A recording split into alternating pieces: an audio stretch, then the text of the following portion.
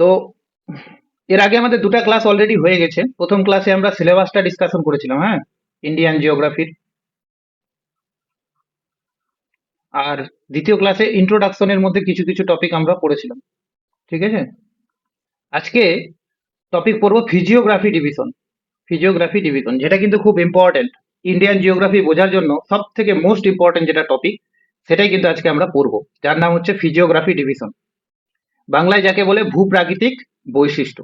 ঠিক আছে, তো দেখো, যদি আমরা গোটা ভারতবর্ষের দিকে খেয়াল করি, তাহলে ভারতবর্ষে কিন্তু সব জায়গায় একই ধরনের মানে ভূমিরূপ নেই।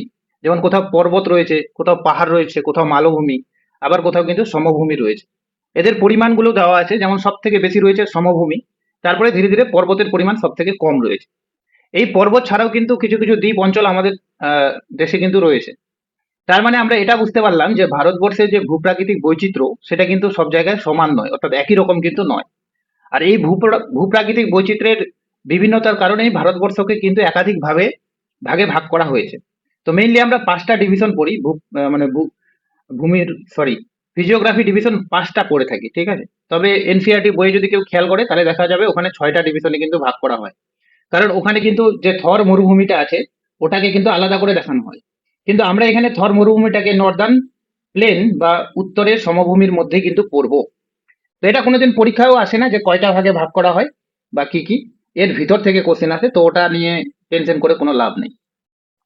তো মেইনলি ভারতবর্ষকে পাঁচটা ভাগে ভাগ করা হয়। একটা হচ্ছে উত্তর পূর্বের পার্বত্য অঞ্চল, তারপরে হচ্ছে উত্তরের সমভূমি অঞ্চল, তারপরে হচ্ছে উপদ্বীপীয় মালভূমি, তারপরে রয়েছে উপকূলীয় সমভূমি, আর রয়েছে কিছু দ্বীপ অঞ্চল।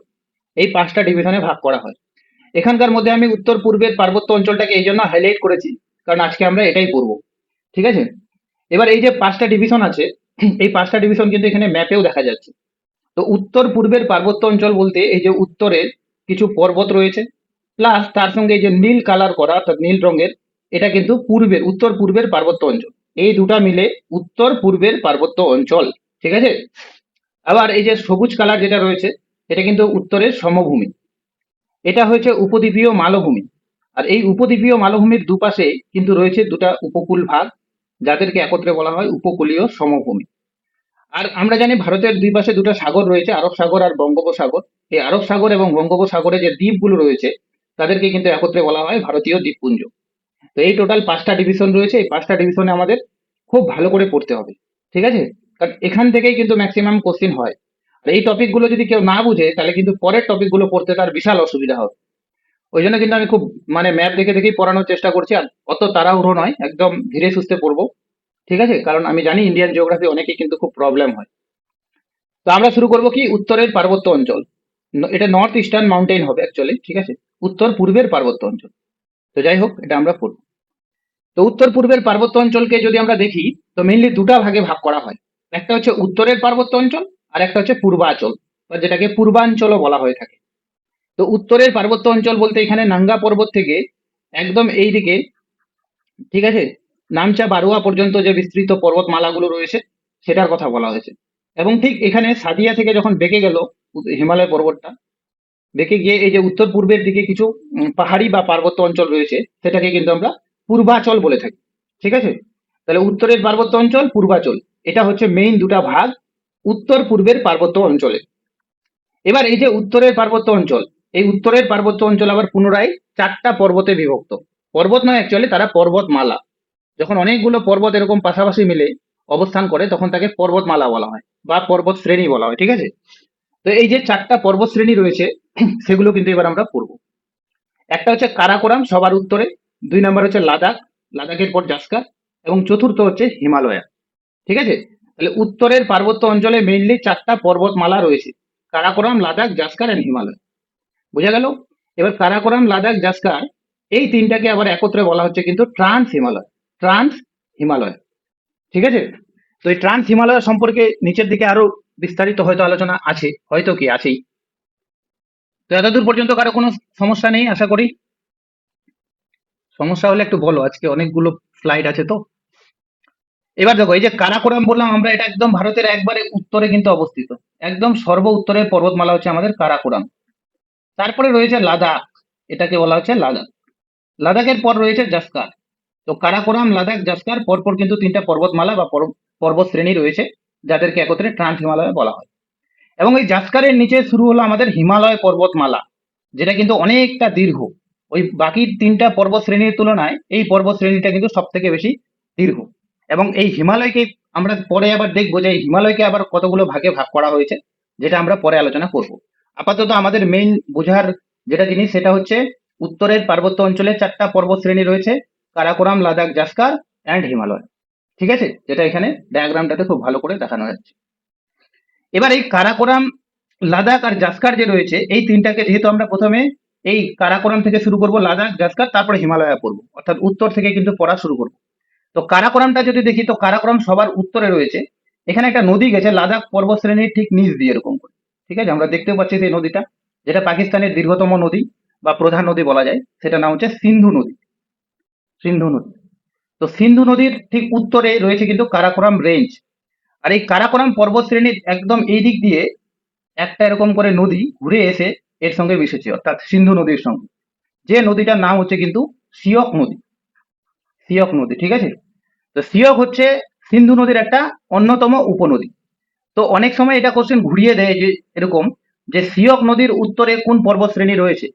তো সিয়ক নদীর উত্তরে বললেও কিন্তু কারাকোরাম রয়েছে, সিয়ক নদীর পশ্চিমে বললেও কারাকোরাম, সিয়ক নদীর দক্ষিণে বললেও কারাকোরাম। অর্থাৎ এক কথায় সিয়ক নদীটা কিন্তু কি করেছে, কারাকোরাম রেঞ্জকে তিনটা দিক দিয়ে ঘিরে রয়েছে।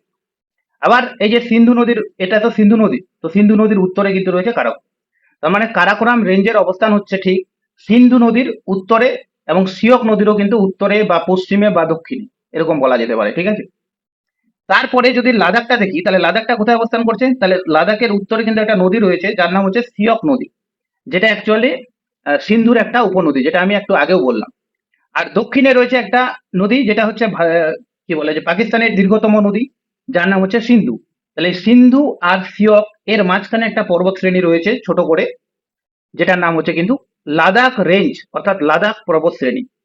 আর এই যে সিন্ধু নদীটা রয়েছে, সিন্ধু নদীর ঠিক দক্ষিণে একটা আবার পর্বত শ্রেণী রয়েছে, যার নাম হচ্ছে জাসকার পর্বত শ্রেণী। তাহলে কারাকোরাম, লাদাখ, জাসকার, তিনটার লোকেশন ক্লিয়ার, বোঝা গেছে? রেসপন্স করো কিন্তু, তাহলে কিন্তু আমি বুঝতে পারবো যে হ্যাঁ বুঝতে পারছি। বোঝা গেছে কি? ঠিক ঠিক আছে। এর নিচে রয়েছে হিমালয়টা, অর্থাৎ জাসকারের ঠিক দক্ষিণে রয়েছে হিমালয়টা। তো হিমালয়টা আমরা আবার পরে ডিটেলসে পড়বো। আপাতত এই তিনটা পর্বত শ্রেণী যেহেতু আমরা পড়বো, ওই জন্য এটাই আমি বললাম।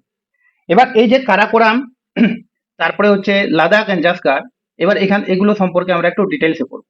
তো আমরা পড়ছি কি, একদম ভারতবর্ষের উত্তরে অবস্থিত একটা পর্বত শ্রেণী, যার নাম কিন্তু হচ্ছে কারাকোরাম। আচ্ছা, অনেক সময় একটা কোশ্চিন আসে পরীক্ষায়, এই যে এই জায়গায় কিন্তু রয়েছে একটা পামির নট বা পামির গ্রন্থি, পামির নট। এই পামির নট থেকে কিন্তু কারাকোরাম রেঞ্জটা তৈরি হয়েছে। এদিক দিয়েও একটা পর্বত শ্রেণী বেরিয়ে গেছে, যেটার নাম হিন্দু কুশ। ঠিক আছে।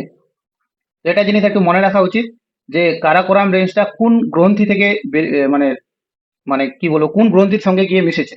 তো সেটা কিন্তু হবে পামির গ্রন্থি। এখানে ছবিটাও দেওয়া আছে, এই যে ডায়াগ্রামটা, পামির গ্রন্থি, এদিকে একটা হিন্দু কুশ বেরিয়ে গেছে, এদিকে কারাকোরাম, আরেকটা এদিকে পর্বত শ্রেণী রয়েছে। ঠিক আছে, তিনটা পর্বত শ্রেণী রয়েছে। এই পর্বত শ্রেণীটার নামটা এখন মনে পড়ছে না ঠিক আমার। তো যাই হোক, তো কি বলেছে, অবস্থান ভারতের উত্তরের সীমারেখা থেকে সিন্ধু নদীর উত্তর পর্যন্ত। মানে একদম সবার ভারতের উত্তরের সীমারেখা মানে কি, ভারতের সর্বশেষ সীমানা তো এটা। তো এখান থেকে শুরু করে সিন্ধু নদী, এর মাঝখানে কিন্তু রয়েছে কারাকোরাম রেঞ্জটা। অর্থাৎ সিম্পল কথায় সিন্ধু নদীর উত্তরে কারাকোরাম রেঞ্জের বিস্তার। এর দৈর্ঘ্য কিন্তু হচ্ছে 600 কিলোমিটার, আর প্রস্থ হচ্ছে 120 থেকে 140 কিলোমিটার। এগুলো কিন্তু আমাদের মনে রাখতে হবে। তবে এখানকার মধ্যে যে কোশ্চেনটা সব থেকে বেশি রিপিটেড হয়, সেটা হচ্ছে কারাকোরামে রয়েছে K2। K2-র ফুল ফর্ম হচ্ছে কিং অফ কারাকোরাম, যেটা কিন্তু আমাদের ভারতের সর্বোচ্চ শৃঙ্গ এবং গোটা পৃথিবীর কিন্তু দ্বিতীয় সর্বোচ্চ শৃঙ্গ, অর্থাৎ মাউন্ট এভারেস্টের পর। এর উচ্চতা হচ্ছে 8611 মিটার। একটা কোশ্চেন খুব রিপিটেড হয়, কোশ্চেন পরীক্ষা আসে, সেটা হচ্ছে যদি ভারতের উচ্চতম পর্বত শ্রেণী কি, এটা পরীক্ষা আসে, তাহলে অবশ্যই অ্যান্সার হবে K2। কিন্তু পরীক্ষায় যদি কোশ্চেন আসে যে ভারতে অবস্থিত হিমালয়ের সর্বোচ্চ শৃঙ্গের নাম কি, তাহলে সেটার অ্যান্সার কিন্তু হবে কাঞ্চনজঙ্ঘা। ঠিক আছে, কাঞ্চনজঙ্ঘা। এটা কিন্তু কনফিউশন যাতে না হয়, কারণ কাঞ্চনজঙ্ঘাটা অ্যাকচুয়ালি হিমালয়ের মধ্যে অবস্থিত এবং ভারতে অবস্থিত হিমালয়ের মধ্যে অবস্থিত। তো কাঞ্চনজঙ্ঘাটা পরে আবার আছে হয়তো স্লাইডে। তো K2 ছাড়াও আরো কিন্তু কয়েকটা পর্বত শ্রেণী উল্লেখযোগ্য রয়েছে, যেমন একটা ব্রড পিক, গ্যাসেসব্রম 2 আর গ্যাসেসব্রম 1। তো আমরা এখানেও দেখতে পাচ্ছি পরপর, এটা হচ্ছে K2, এটা হচ্ছে K2। K2 ঠিক ডান দিকে রয়েছে ব্রড পিক, ব্রড পিকের ডান দিকে রয়েছে গ্যাসেস ব্রুম 2, আর তার ডান দিকে রয়েছে কিন্তু গ্যাসেস ব্রুম 1। এইরকম কয়েকটা ইম্পর্টেন্ট পর্বতশ্রেণীর এই পর্বতশৃঙ্গ রয়েছে আর কি। ঠিক আছে, আরো কয়েকটা রয়েছে, তবে এই কয়েকটা খুব ইম্পর্টেন্ট। এখানে নাঙ্গা পর্বত লেখা আছে, কিন্তু নাঙ্গা পর্বত কিন্তু কারাকোরামের পর্বত শৃঙ্গ নয়, ঠিক আছে, এটা কিন্তু হিমালয়ের পর্বত শৃঙ্গ। তো আমরা কি পড়লাম এতক্ষণ পর্যন্ত, যে কারাকোরামের সর্বোচ্চ শৃঙ্গের নাম হচ্ছে K2, ঠিক আছে, এটাই মেইন পিক। আবার K2 ছাড়াও ব্রড পিক, গ্যাসেস ব্রুম 2, গ্যাসেস ব্রুম 1, এরকম আরো কয়েকটা পর্বত শৃঙ্গ কিন্তু কারাকোরাম রেঞ্জের মধ্যে অবস্থিত। এবার হয়ে এবার আছে হিমবাহ। কারাকোরামের মধ্যে কিন্তু ভারতের একটা দীর্ঘতম হিমবাহ রয়েছে, যার নাম কিন্তু হচ্ছে সিয়াচেন। তো সিয়াচেন হিমবাহ কারাকোরাম রেঞ্জের মধ্যে রয়েছে, এবং যার দৈর্ঘ্য কিন্তু হচ্ছে 76 কিলোমিটার। ভারতে যতগুলো হিমবাহ রয়েছে, যেমন গঙ্গোত্রী, যমুনোত্রী, এই সবগুলোর মধ্যে এই সিয়াচেনটা কিন্তু হচ্ছে সব থেকে দীর্ঘতম, এবং এর দৈর্ঘ্যটা কিন্তু পরীক্ষা অনেক সময় আসে 76 কিলোমিটার। 76 কিলোমিটার। তারপরে রয়েছে অন্য নাম। অন্য নাম মানে এই যে কারাকোরাম রেঞ্জ রয়েছে, এই কারাকোরাম রেঞ্জকে আমরা আরো দুটা নামে চিনি। একটা হচ্ছে বসুধার ধবল শীর্ষ, আর একটা হচ্ছে কৃষ্ণগিরি। তো বসুধার ধবল শীর্ষ এই জন্য বলা হয়, ধবল মানে হচ্ছে ফর্সা বা সাদা, যেহেতু কারাকোরামের উপরের অংশটা সবসময় সাদা বরফে ঢাকা থাকে, সেই কারণে কিন্তু এই ধরনের নামকরণটা হয়েছে। তো এটা আমাদের মনে রাখতে হবে যে কোন পর্বত শৃঙ্গকে, পর্বত শ্রেণীকে বসুধার ধবল শীর্ষ বা কৃষ্ণগিরি বলা হয়, সেটা কিন্তু অবশ্যই কারাকোরাম হবে। ঠিক আছে, তো কারাকোরাম রেঞ্জ থেকে এইটুকু জিনিস পড়লেই হবে। মেইন হচ্ছে এখানকার তিনটা জিনিস, একটা হচ্ছে K2, একটা হচ্ছে সিয়াচেন, এবং অপর আর একটা হচ্ছে এর যে দুটা নাম আছে, একটা হচ্ছে বসুধার ধবল শীর্ষ, একটা হচ্ছে কৃষ্ণগিরি। নেক্সট আসবো লাদাখ রেঞ্জ। তো আমরা কি দেখলাম একটু আগে, যে এখানে রয়েছে কারাকোরাম রেঞ্জটা। কারাকোরাম রেঞ্জকে এরকম করে একটা নদী ঘিরে রয়েছে, যেটা নাম হচ্ছে সিয়ক নদী। ঠিক আছে, আর এই সিয়ক নদীর দক্ষিণে আরেকটা নদী রয়েছে, যার নাম হচ্ছে কিন্তু সিন্ধু নদী। অ্যাকচুয়ালি সিন্ধু নদীর উপনদী হচ্ছে সিয়ক নদী। এই উপরে সিয়ক আর নিচে সিন্ধু, এর মাঝখানে এই পর্বত শ্রেণীটা যে রয়েছে, তার নামই কিন্তু হচ্ছে লাদাখ পর্বত শ্রেণী। ঠিক আছে, তো এখানে লেখা হচ্ছে অবস্থান সিন্ধু ও সিয়ক নদীর মাঝে লাদাখ পর্বত শ্রেণী কিন্তু অবস্থিত। এর দৈর্ঘ্য হচ্ছে 350 কিলোমিটার। অর্থাৎ আগেরটা অর্থাৎ কারাকোরাম যেখানে ছিল 600 কিলোমিটার, এটা তার তুলনায় প্রায় অর্ধেক, 300 কিলোমিটার মাত্র দীর্ঘ। এবং এর প্রস্থটাও কিন্তু অনেকটা কম, 50 কিলোমিটার। এর গড় উচ্চতা হচ্ছে 5300 মিটার। ঠিক আছে, গড় উচ্চতাটা এখানকার আসে না সেরকম।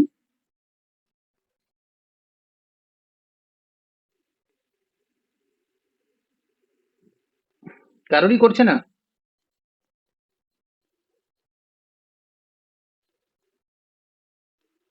ঠিক আছে, শোনা হলে বলতে হবে, ঠিক আছে, কারণ আমার মোবাইলে খোলা নাই, তো আমি দেখতে পাচ্ছি না অ্যাকচুয়ালি।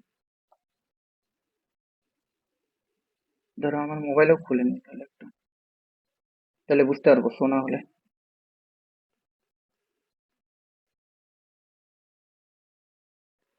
হ্যাঁ, শোনা যাচ্ছে না? হ্যাঁ, কেটুকে গড ইউনিভার্সিটিও বলা হয়, ঠিক, ওটা আমার নাই এখানে। ওটা আমার এখানে নাই, ওটা একটু ইয়ে করে নিও। কেটুকে কিন্তু গড ইউনিভার্সিটিও বলা হয়, ঠিক।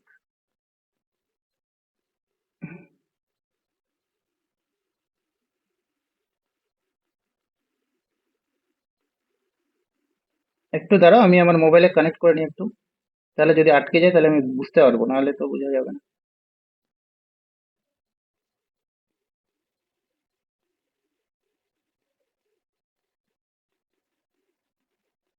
আচ্ছা ঠিক আছে, থাক, চলছে চলছে।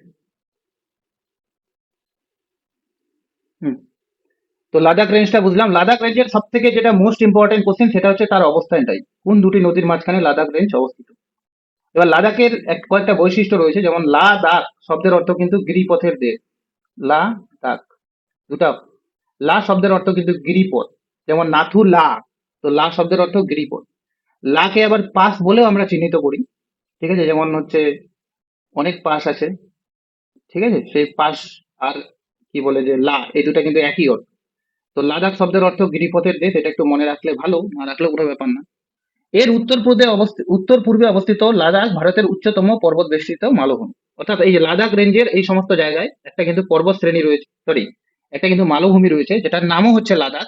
এটা কিন্তু ভারতের উচ্চতম পর্বত বেষ্টিত মালভূমি, অর্থাৎ এমন জায়গায় অবস্থান করছে যে এর চারদিকে পর্বত রয়েছে। ঠিক আছে, তো লাদাখ গেল। লাদাখের পর যেটা আছে সেটা হচ্ছে জাসকার। জাসকার রেঞ্জ। লাদাখের পর রয়েছে কিন্তু জাসকার রেঞ্জ।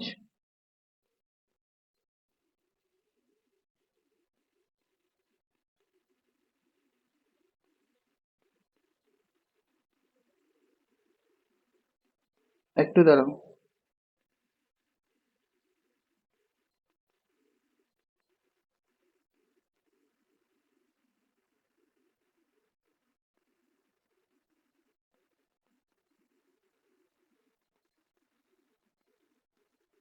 হুম, ঠিক আছে। এবার লাদাখের একটা সর্বোচ্চ শৃঙ্গ আছে যার নাম হচ্ছে কামেট। কামেট হচ্ছে লাদাখের সর্বোচ্চ শৃঙ্গ। এটাকে আগে ছিল লিও পারগেল, কিন্তু বর্তমানে যে নতুন বইগুলো বেরিয়েছে সেখানে কিন্তু কামেট লেখা আছে। তো আমরা দুটাই মনে রাখার চেষ্টা করব, বলা যায় না যে অনেক সময় লিও পারগেলটাও দিয়ে দিতে পারে। ঠিক আছে। আর তেথিস হিমালয়ের প্রধান অংশ হচ্ছে এটা। এখানকার মেইনলি জাসকার রেঞ্জ থেকে যেটা কোশ্চেন পরীক্ষা আসে সেটা হচ্ছে জাসকারের সর্বোচ্চ শৃঙ্গের নাম কি। তো সেটা হচ্ছে কামেট। এইটুকু মনে রাখলেই যথেষ্ট। তো আমরা অলরেডি কারাকোরাম, লাদাখ আর জাসকার এই তিনটা পর্বত শ্রেণী কিন্তু খুব ভালো করে পড়লাম। এবার এই তিনটা পর্বত শ্রেণী থেকে যে মেইন কোশ্চেন গুলো হয় সেটা হচ্ছে প্রথমটা হচ্ছে অবস্থানের ভিত্তিতে। আমরা পড়লাম নর্থ অফ ইন্দাস অর্থাৎ সিন্ধু নদী যে আছে, সিন্ধু নদীর উত্তরে কিন্তু কারাকোরাম রেঞ্জটা অবস্থান করছে। যদিও এরকম করে কারাকোরাম রেঞ্জটাকে আরেকটা নদী ঘিরে রয়েছে, যেটার নাম হচ্ছে সিয়ক, আমি একটু আগে বললাম। লাদাখ পর্বত শ্রেণী কিন্তু এরকম সিয়ক আর হচ্ছে নিচে সিন্ধু, এই দুটো নদীর কিন্তু মিডিলে অবস্থান করছে।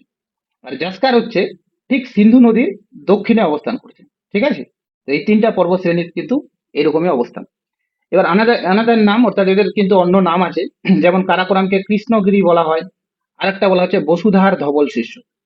বসুধার ধবল শীর্ষ, ঠিক আছে, ধবল শীর্ষ। আর লাদাখ আর জাসকারকে সেরকম অন্য কোনো নামে ডাকা হয় না, যদিও লাদাখের একটা মিনিং রয়েছে, যে লাদাখ শব্দের অর্থ হচ্ছে গিরিপথের দেশ। হাইস্ট পিক বলতে কারাকোরামের হাইস্ট পিক কে টু, যাকে আরেকটা বলা হয় গডউইন অস্টেন। গডউইন অস্টেন, ঠিক আছে। আর জাসকারের সর্বোচ্চ শৃঙ্গ কামেট। তবে আমরা আরেকটা মনে রাখবো যেটা নাম হচ্ছে লিও পার্গেল। লিও পার্গেল, ঠিক আছে। আর আদার্স এর মধ্যে কারাকোরাম রেঞ্জের মধ্যে একটা গ্লেসিয়ার রয়েছে, সিয়াচেন গ্লেসিয়ার, যেটা ভারতের দীর্ঘতম গ্লেসিয়ার এবং যার দৈর্ঘ্য হচ্ছে 76 কিলোমিটার। দৈর্ঘ্যটা খুব ইম্পর্টেন্ট, পরীক্ষায় কিন্তু আসে। ব্যাস, এই তিনটা পর্বত শ্রেণী এইটুকু পড়লে মোটামুটি এখান থেকে কোশ্চেন গুলো আসে। এর বাইরে থেকে সেরকম কোনো কোশ্চেন হয় না। এবার আমরা আসবো মেইন ডিভিশনটা, যেটার নাম হচ্ছে হিমালয়। অর্থাৎ আমরা বললাম উত্তরের পার্বত্য অঞ্চলে টোটাল 4টা পর্বত শ্রেণী। একটা হচ্ছে কারাকোরাম, লাদাখ, জাসকার। এবার আছে যে হিমালয়, সেটা কিন্তু অনেকটা দীর্ঘ। সেই হিমালয় পর্বত শ্রেণীটা সম্পর্কে এবার আমরা পড়বো। তো প্রথমে যদি আমরা দেখি যে হিমালয় পর্বতের বিস্তার কত দূর, তাহলে পশ্চিমে নাঙ্গা পর্বত থেকে এখানে একটা পর্বত শ্রেণী রয়েছে, সরি পর্বত শৃঙ্গ রয়েছে, যার নাম হচ্ছে নাঙ্গা পর্বত শৃঙ্গ, যেটা কিন্তু পাকিস্তানে অবস্থিত। পাকিস্তান বলতে পিওকে এর মধ্যে, পাকিস্তান অকুপাই কাশ্মীরের মধ্যে। আর এইদিকে একটা পর্বত শৃঙ্গ রয়েছে যার নাম হচ্ছে নামচা বারোয়া। ঠিক আছে, নামচা বারোয়া। এই নাঙ্গা থেকে নামচা বারোয়া পর্যন্ত প্রায় 2500 কিলোমিটার দীর্ঘ কিন্তু এই হিমালয়ান রেঞ্জটা, এবং যার প্রস্থ হচ্ছে 150 থেকে 400 কিলোমিটার। যদিও এখনকার ইলেভেনের বইটাতে 200 থেকে 400 লেখা থাকে, তো এগুলা পরীক্ষা আসে না, এগুলো কনফিউজিং ব্যাপার। ঠিক আছে, ওভারঅল মোর অর লেস আর কি। 150 থেকে 400 কিলোমিটার কিন্তু দীর্ঘ, এটা মনে রাখতে হবে। টোটাল ক্ষেত্রফল যদি আমরা দেখি হিমালয়ের, তাহলে 7 লক্ষ বর্গ কিলোমিটার, যার মধ্যে ভারতে রয়েছে মাত্র, মাত্র নয় অনেকটাই, 5 লক্ষ বর্গ কিলোমিটার। আর বাকি অংশটা কিন্তু ভুটানে রয়েছে, নেপালে রয়েছে, ঠিক আছে, কিছুটা তিব্বতে রয়েছে, কিছুটা পাকিস্তানে রয়েছে, এরকম। এবার হিমালয়ে কিন্তু একটা সিনট্যাক্সিয়াল বাগ দেখা যায়। সিনট্যাক্সিয়াল কথার অর্থ হচ্ছে, সিনট্যাক্সিয়াল একটা ইংরেজি শব্দ, হ্যাঁ, সিনট্যাক্সিয়াল এর একটা ইংরেজি শব্দ, যার বাংলা অর্থ হচ্ছে দক্ষিণমুখী। দক্ষিণমুখী, দক্ষিণমুখী। তো আমরা যদি হিমালয়টাকে ভালো করে দেখি, খেয়াল করে এই জায়গাটায়, তো হিমালয়ে দেখবো যে হিমালয়টা এরকম, অ্যাকচুয়ালি এরকম করে গেল, তারপরে এরকম করে দিকে, দুই দিকে দুটা বাঁক নিয়ে নিচ্ছে দক্ষিণ দিকে, অর্থাৎ দক্ষিণ দিকে এরকম করে ঘুরে গেছে। তো এই যে দক্ষিণ দিকে বাঁক নিয়েছে, এটাকেই কিন্তু বলা হয় দক্ষিণমুখী বাঁক বা সিনট্যাক্সিয়াল বাঁক। তো হিমালয় পর্বতমালায় দুটা সিনট্যাক্সিয়াল বাঁক রয়েছে। একটা তো নাঙ্গা পর্বতের ওই জায়গা, অর্থাৎ পাকিস্তানের ওদিকে। আর একটা আমাদের সাদিয়ার কাছে, অরুণাচল প্রদেশে একটা জায়গা আছে সাদিয়া, যে জায়গাটা এসে ব্রহ্মপুত্র নদীটার নামকরণ হয়েছে। তার আগে কিন্তু ব্রহ্মপুত্র নদীর অন্য নামে অন্য নাম হয়। ঠিক আছে। তো এই যে সাদিয়া, সাদিয়ার কাছে বাঁক নিয়েছে, যেটাকে অনেক সময় হেয়ার পিন বেন্ড বলা হয়, অর্থাৎ চুলের কাটার মতো বাঁক। ঠিক আছে, মেয়েদের চুলের কাটার মতো বেঁকে গেছে জন্যে একে চুলের কাটার মতো বাঁকও বলা হয়। তো এবার যদি কেউ জিজ্ঞেস করে যে কেন এটা দক্ষিণমুখী বাঁক নিল, এই যে এই ধরনের বাঁকগুলো কেন তৈরি হলো, তাহলে এটা বোঝার জন্য আমাদের হিমালয় পর্বতের উৎপত্তিটা বুঝতে হবে, ঠিক আছে? কিরকম? যে হিমালয় পর্বত দুটা প্লেটের মিলনের ফলে তৈরি হয়েছে আমরা জানি, ঠিক আছে? উপরেরটা যেটা আছে সেটা হচ্ছে ইউরেশিয়ান প্লেট, আর নিচে আছে ইন্ডিয়ান প্লেট। এবার ইন্ডিয়ান প্লেটের যে আয়তনটা, অর্থাৎ ইন্ডিয়ান প্লেটের যে লেন্থটা, সেই লেন্থটা কিন্তু অনেকটাই ছোট ইউরোশিয়ান প্লেটের তুলনায়। আমরা এখানে ছবিতেও দেখতে পাচ্ছি যে ইউরোশিয়ান প্লেট প্রায় প্রায় এত দূর থেকে তৈরি হয়েছে, এত দূর পর্যন্ত চলে আসে আর ওইদিকে এদিকে। কিন্তু ইন্ডিয়ান প্লেট মাত্র কিন্তু তার তুলনায় অনেকটা কম, এইটুকু অংশ। এবার আরেকটা জিনিস আমাদের বুঝতে হবে যে ইন্ডিয়ান প্লেটের তো লেন্থটা ছোট, প্লাস ইন্ডিয়ান প্লেটটাই কিন্তু সামনের দিকে এগিয়ে আছে, ইউরেশিয়ান প্লেটটা কিন্তু স্থির রয়েছে। এবার যেহেতু এরকম ইন্ডিয়ান প্লেটটা সামনের দিকে এগিয়ে আছে, তখন কি হচ্ছে, ইন্ডিয়ান প্লেটটা কিন্তু ইউরোশিয়ান প্লেটের ভিতরে ঢুকে যাচ্ছে এরকম আর। তো যখন এরকম করে ভিতরে ঢুকে যাচ্ছে, তো মাঝের অঞ্চলটা তো উঁচু হয়ে যাচ্ছে, কিন্তু এই দুই পাশে অংশটা কিন্তু এরকম করে বাঁক নিয়ে নিচ্ছে। আর যেটাই কিন্তু দুই ধরনের সিনট্যাক্সিয়াল বাঁকের সৃষ্টি করেছে, ঠিক আছে? একটা হচ্ছে নাঙ্গা পর্বতের কাছে, আর একটা হচ্ছে ভারতের অরুণাচল প্রদেশের সাদিয়ার কাছে। তো এটা এটা অনেক সময় পরীক্ষা আছে যে ভারতবর্ষের কোথায় সিনট্যাক্সিয়াল বাঁক দেখা যায়, তাহলে কিন্তু হবে ওই অরুণাচল প্রদেশের ওই জায়গায় লেখা আছে সাদিয়ার কাছে। এবার হিমালয় পর্বতের দুটো উৎপত্তিগত তত্ত্ব রয়েছে, একটা পাঁচ সংস্থার তত্ত্ব, সেটা আমি একটু বলেও দিলাম, আর একটা হচ্ছে কোবারের মহিকার তত্ত্ব। তো এই জিনিসগুলো যেহেতু আমরা জিও টেক্টনিকে পড়বো, তো এখানে আমি আর ফালতু আলোচনা করিনি। আর সবাই তো জানি যে ইউরোশিয়ান প্লেট আর ইন্ডিয়ান প্লেটের মধ্যে সংঘর্ষ হয়, মাঝখানে হচ্ছে টেথিস মহাখাতে পলি জমে হিমালয় পর্বত তৈরি হয়। এটাই হচ্ছে মেইন কথা। সৃষ্টির সময়কাল একটু পরে দেখবো যে আমরা হিমালয় পর্বতকেও পুনরায় তিনটা পর্বত শ্রেণীতে ভাগ করা হয়েছে, ঠিক আছে? একটা হচ্ছে গ্রেট হিমালয়া, একটা হচ্ছে লেজার বা মিডিল হিমালয়া, আর একটা হচ্ছে শিবালিক হিমালয়। তো এই যে গ্রেট হিমালয়া, শিবালিক লেজার বা মিডিল, আর একটা হচ্ছে শিবালিক হিমালয়, এগুলো কোন সময়ে তৈরি হয়েছে সেটাই কিন্তু এখানে দেওয়া আছে। অলিগোসিনে গ্রেটার হিমালয়া, মায়োসিনে লেজার হিমালয়া, প্লায়োসিনে কিন্তু শিবালিক হিমালয়ার তৈরি হয়েছে। তো এই জিনিসটা আমাদের একটু মনে রাখতে হবে, তাহলে কিন্তু হয়ে যাবে, ঠিক আছে? এবার আমরা আসবো হিমালয় পর্বতের ডিভিশন। আমি আগেই বলেছিলাম যে হিমালয় পর্বতের কিন্তু ডিভিশনও রয়েছে, এবং এই ডিভিশনটা কিন্তু দুইটা ভাগে বিভক্ত, মানে দুই ভাবে ডিভিশন করা হয়। একটা হচ্ছে প্রস্থ বরাবর, প্রস্থ বরাবর, আর একটা হচ্ছে দৈর্ঘ্য বরাবর। প্রস্থ বরাবর মানে কি? প্রস্থ বরাবর মানে হচ্ছে north to south, north to south. আর দৈর্ঘ্য বরাবর কথার অর্থ হচ্ছে ওয়েস্ট টু ইস্ট। অর্থাৎ আমরা যদি এরকম এই যে উত্তরে একটা ভাগ, তারপরে তার দক্ষিণে একটা ভাগ, এবং তার নিচে আর একটা ভাগ, এরকম করে হিমালয়কে তিন ভাগে ভাগ করি, এটাকে বলা হয় ল্যাটিটিউডিনাল ডিভিশন। আবার হিমালয়কে এরকম যদি উত্তর দক্ষিণে ভাগ করি, যেটা একটা অংশ, সরি পূর্ব পশ্চিমে, আবার এটা একটা অংশ, আবার এটা একটা অংশ, তাহলে এটা হলো দৈর্ঘ্য বরাবর ভাগ। তাহলে কি বলে, প্রস্থ বরাবরও হিমালয় পর্বতকে অ্যাকচুয়ালি তিন ভাগেই ভাগ করা হয়, আর দৈর্ঘ্য বরাবরও হিমালয় পর্বতকে অ্যাকচুয়ালি তিন ভাগেই ভাগ করা হয়, ঠিক আছে? কিন্তু কোনো কোনো বইয়ে আবার ট্রান্স হিমালয় কথাটা দিয়ে দেয়, ওই জন্য আমি ট্রান্স হিমালয়টা এখানে অ্যাড করে দিয়েছি। আবার যদি আমরা দেখতে যাই যে ট্রান্স হিমালয় অ্যাকচুয়ালি হিমালয়ের আগে তৈরি হয়েছে, ওটা হিমালয়ের কোনো অংশই নাই। তো এটা নিয়ে অনেকের কনফিউশন রয়েছে, মানে অনেক বইতে অনেক রকম লেখা থাকে। তো সেটা আমাদের মনে রাখতে হবে একটু, যে হিমালয় পর্বতকে কিন্তু মেইনলি তিন ভাগেই ভাগ করা হয়। একটা হচ্ছে গ্রেট হিমালয়া, একটা হচ্ছে লেজার হিমালয়া, একটা হচ্ছে শিবালিক হিমালয়া। কিন্তু কিছু কিছু বইয়ে, যেমন ক্লাস 10-এর বইয়ে কিন্তু চারটা ডিভিশন দেওয়া থাকে, যেটার নাম হচ্ছে ট্রান্স হিমালয়। তো ট্রান্স হিমালয়টা অলরেডি আমরা পড়ে নিলাম, যে ট্রান্স হিমালয়ের তিনটা পার্ট আছে, কারাকোরাম, লাদাখ, জাসকার। তো সেগুলোই কিন্তু এখানে হবে, ঠিক আছে? Are great Himalaya, laser Himalaya, Shivalik Himalaya, এগুলো এবার আমরা ডিটেলসে পড়বো, ঠিক আছে? তারপরে লঙ্গিটিউডনাল বরাবর, অর্থাৎ দৈর্ঘ্য বরাবর কিন্তু হিমালয় পর্বতকে পুনরায় তিনটা ভাগে ভাগ করা হয়। তো একটা হচ্ছে এখানে, এখানে এটা হচ্ছে নেপাল একটা দেশ, হ্যাঁ, নেপাল। তো নেপাল দেশের এদিকে একটা নদী আছে, যে নদীটার নাম হচ্ছে কালী নদী, কালী। আবার নেপালের পূর্ব দিকে একটা নদী আছে, যে নদীটার নাম হচ্ছে তিস্তা নদী, তিস্তা। তো এই কালী থেকে তিস্তা এর মিডিলের অংশটাকে আমরা কিন্তু নেপাল হিসাবে চিনি, অর্থাৎ নেপাল। তো ঠিক এই নেপালের, অর্থাৎ কালী নদীর পশ্চিমের অংশটাকে আমরা পশ্চিম হিমালয়া বলে থাকি, অর্থাৎ ওয়েস্টার্ন হিমালয়। আবার নেপালের, অর্থাৎ তিস্তা নদীর পূর্ব দিকের অংশটাকে আমরা ইস্টার্ন হিমালয়া হিসাবে চিনি। তো এটা দুভাবে পরীক্ষায়, দুভাবে মনে রাখতে হবে, একটা নেপালের পূর্ব দিকে, আবার আরেকটা হচ্ছে তিস্তা নদীর পূর্ব দিকে। তিস্তা নদীটা হচ্ছে নেপাল আর ইন্ডিয়ার হচ্ছে সীমানা, ঠিক ওরকম এদিকে কালী নদীটাও নেপাল আর ইন্ডিয়ার সীমানা। তো দৈর্ঘ্য বরাবর তিন ভাগে ভাগ করা হয়, ওয়েস্টার্ন হিমালয় বা পশ্চিম হিমালয়, মধ্য হিমালয় বা নেপাল হিমালয়, আর ইস্টার্ন হিমালয় বা পূর্ব হিমালয়, ঠিক আছে? এবার প্রথমে আমরা ল্যাটিটিউডনাল ডিভিশনটা পড়বো, তারপরে ধীরে ধীরে আমরা লঙ্গিটিউডনাল ডিভিশনটা পড়বো। তার আগে ট্রান্স হিমালয় সম্পর্কেও একটু পড়ে দিব, ঠিক আছে? যে ট্রান্স হিমালয়কে অ্যাকচুয়ালি কেন ট্রান্স হিমালয় বলা হয়, ওখানে তো পড়লাম কারাকোরাম, লাদাখ, জাসকার। কিন্তু এখানে আরেকটু ডিটেলসে হালকা করে পড়ে নিব। এখানে ওই ডায়াগ্রামটাই দেওয়া আছে যে এই নাম্বার, এটা হচ্ছে কারাকোরাম, এটা হচ্ছে লাদাখ, এটা হচ্ছে জাসকার। এইদিকে আর একটা পর্বত শ্রেণী রয়েছে যেটা কিন্তু তিব্বতে রয়েছে, আমাদের ভারতবর্ষে নেই, যেটা নাম হচ্ছে কৈলাস। এই কৈলাসও কিন্তু ট্রান্স হিমালয়েরই পার্ট, বুঝা গেল? কৈলাসটাও কিন্তু ট্রান্স হিমালয়েরই পার্ট, কিন্তু বেশিরভাগ বইতে এটা দেওয়া থাকে না এই জন্য, কারণ এটা ইন্ডিয়ার বাইরে অবস্থিত, অন্য একটা দেশে অবস্থিত, ওই জন্য দেয় না। তারপরে হচ্ছে ই নাম্বার হচ্ছে এটা গ্রেট হিমালয়। গ্রেট হিমালয়ের পর মিডিলে আছে আমাদের লেজার হিমালয় বা মধ্য হিমালয়। এগুলো কিন্তু বাংলাতেও আছে পড়ে, হ্যাঁ, যারা একটু ইংলিশ মানে সমস্যা তাদের জন্য বাংলাতেও আছে। নিচে আছে শিবালিক হিমালয়। তো চলো এবার এগুলা পড়ি এক এক করে। তো সবার প্রথমে যেরকম আমি বললাম যে সবার প্রথমে কিন্তু ট্রান্স হিমালয় সম্পর্কে একটু আলোচনা করা আছে। তো কেন ট্রান্স, ট্রান্স হিমালয়কে কেন আমরা ট্রান্স হিমালয় বলি?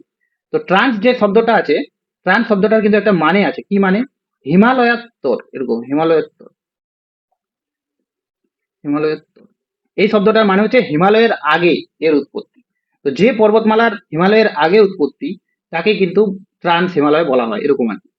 আবার ট্রান্স শব্দটার আরেকটা মানে এটা দাঁড়ায় যে ট্রান্স কথার অর্থ হচ্ছে যে অঞ্চলটা বা যে পর্বত শ্রেণীটা অনেকগুলো দেশের মধ্যে বিস্তৃত, ঠিক আছে?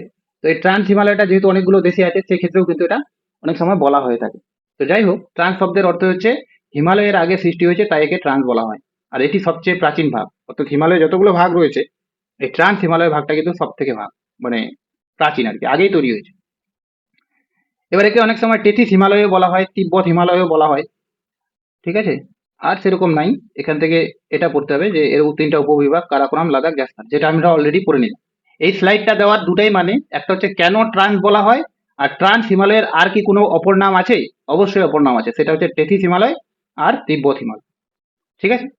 তো ট্রান্স হিমালয় এর আগেও আমি বললাম, হয়ে গেল।